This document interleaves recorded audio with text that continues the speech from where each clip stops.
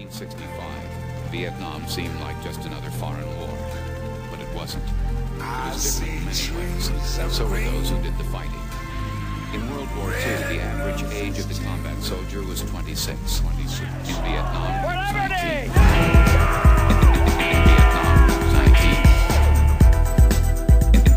In Vietnam, he was 19. I'm saying we should take our marching orders from our Constitution. We should not go to war. We should not go to war without a declaration. I wasn't really sure what was going on. 19.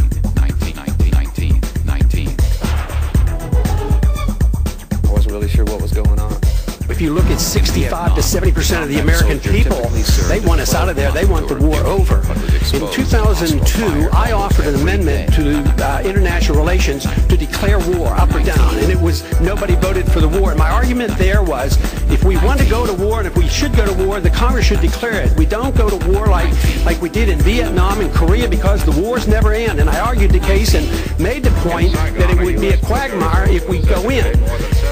The people who say there will be a bloodbath are the ones who said it would be a cakewalk, it would be a slam dunk, and that it would be paid for by oil. Why believe them? They've been wrong on everything they've said. Right now, we're building an embassy in Iraq that's bigger than the Vatican. We're building 14 permanent bases. What would we say here if China was doing this in our country or in the Gulf of Mexico?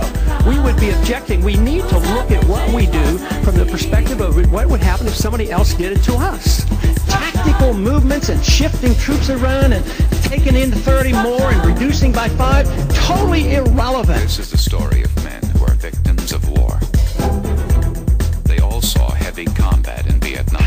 I'm saying we should take our marching orders from our Constitution. We should not go to war. We should not go to war without a declaration. 19. According to a Veterans Administration study, half of the Vietnam combat veterans suffer from what psychiatrists call post-traumatic stress disorder. Many vets complain of alienation, rage, or guilt. Some succumb to suicidal thoughts. I'm saying we should take our marching orders from our Constitution. We should not go to war. We should not go to war without a declaration.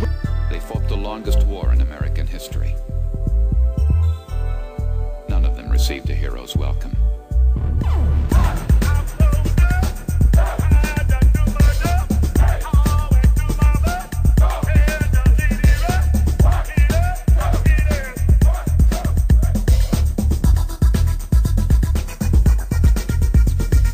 Threatening Iran is the worst thing we can do for our national security. I am less safe. The American people are less safe for this. It's the policy that is wrong.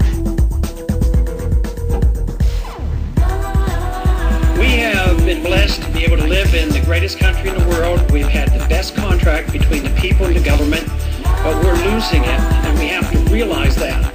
We have resorted to going to Washington for everything.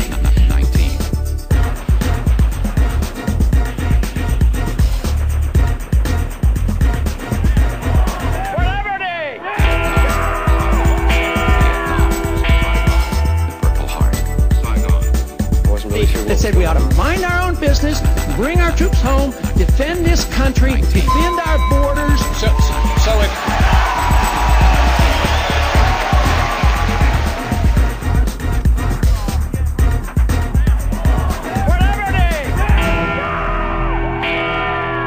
800,000 men are still fighting the Vietnam War. There is but one special interest that we should be working for, and that would solve just about all of our problems, and that is our liberty. I'm saying we should take our marching orders from our Constitution. We should not go to war.